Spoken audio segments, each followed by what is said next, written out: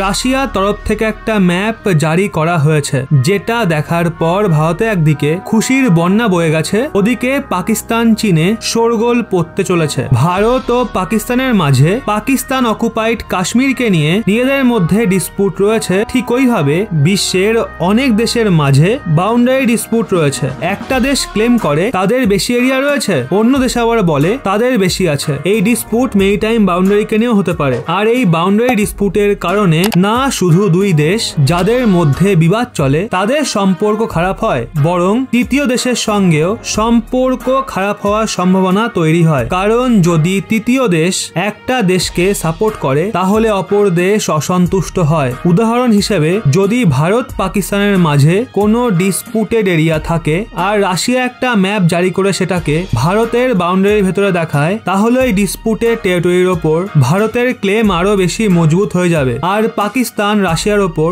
অসন্তুষ্ট হবে। এখন হয় কি, যখনই কোনো দেশ কোনো ম্যাপ জারি করে তো তাতে ডিসপুটেড টেরিটরি বা বাউন্ডারিকে একটা ভিন্ন কালার দিয়ে মার্ক করা হয় বা ডটেড লাইন দিয়ে বাউন্ডারি মার্ক করা হয়, যাতে ডিসপুটে সামিল কোনো দেশই অসন্তুষ্ট না হয়। এই প্রক্রিয়া না শুধু দেশ বরং ইউনাইটেড নেশন, IMF এর মতো অনেক বড় বড় সংগঠনও ব্যবহার করে। ভারতের বাউন্ডারি ডিসপুটের কথা বললে মুখ্যভাবে আমাদের পাকিস্তানের সঙ্গে POK, চীনের সঙ্গে আকসাই চীন ও অরুণাচল প্রদেশের বাউন্ডারিকে নিয়ে ডিসপুট রয়েছে। চীনের সঙ্গে তো বাউন্ডারি ডিসপুট আরো হবে, কিন্তু মূলত এগুলোই রয়েছে। আমরা অনেকবার দেখেছি অনেক অন্তরাষ্ট্রীয় সংগঠন ম্যাপ জারি করার পর POK কে পাকিস্তানের আন্ডারে দেখিয়ে দেয়, তারপর ভারতের তরফ থেকে সেটার কড়া বিরোধিতা করা হয়। এখন হয়েছে কি, রাশিয়ার তরফ থেকেও একটা ম্যাপ জারি করা হয়েছে, যেটা দেখার পর একদিকে ভারতের মানুষরা, ভারতের শুভাকাঙ্ক্ষীরা প্রচন্ড খুশি হবেন, তো অন্যদিকে আমাদের প্রতিবেশী পাকিস্তান ও চীনের অনেক ঝাল লাগবে। এখন আপনাদের স্ক্রিনে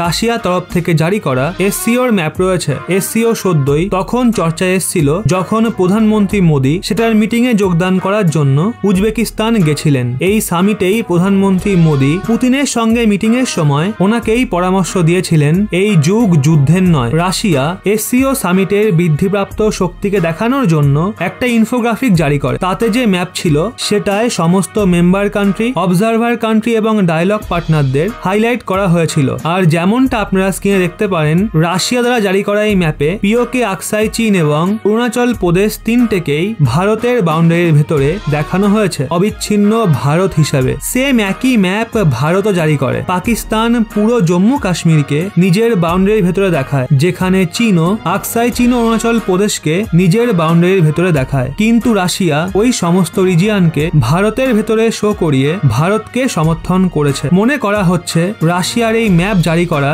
ভারতের জন্য একটা অনেক বড় ডিপ্লোম্যাটিক উইন। কিন্তু আমরা এখানে কিছু পয়েন্ট অ্যাড করতে চাই। সর্বপ্রথম পয়েন্ট হলো, এই ইনফোগ্রাফিক রাশিয়ার সরকারি নিউজ এজেন্সি স্পুতনিক নিউজের জারি করা হতে পারে, কারণ ভাইরাল হওয়া ছবিটার বটম রাইট কর্নারে স্পুতনিকের লোগো রয়েছে। মানে এমনটা হতে পারে এই ম্যাপ রাশিয়ার সরকার নয় বরং স্পুতনিক নিউজ জারি করেছে, যেটা রাশিয়ার সরকারি নিউজ এজেন্সিজ নিজের তথ্য রাখার জন্য এই ধরনের ইনফোগ্রাফিক হামেশা জারি করে থাকে। এই ইনফোগ্রাফিকের থেকে বেশি এটা ম্যাটার করে অন্তরাষ্ট্রীয় মঞ্চে এই রিজিয়নকে নিয়ে রাশিয়া আমাদের কিভাবে সাপোর্ট করে, রাশিয়ার সরকারের অফিসিয়াল স্টেটমেন্ট কি হয়। কারণ এমনটাও হতে পারে আজ এই ছবিতে POK এবং আকসাই চীনকে ভারতে দেখানো হয়েছে, কিন্তু কাল কোনো নতুন ইনফোগ্রাফিকে আবার ভারতের বাইরে দেখাতে পারে। এটা তো খতিয়ে দেখতে পারি না, কিন্তু যদি এই ছবি সত্যি রাশিয়ার সরকার জারি করে থাকে তো POK, আকসাই চীন এবং অরুণাচল প্রদেশকে ভারতের বাউন্ডারির ভেতরে দেখানোর জন্য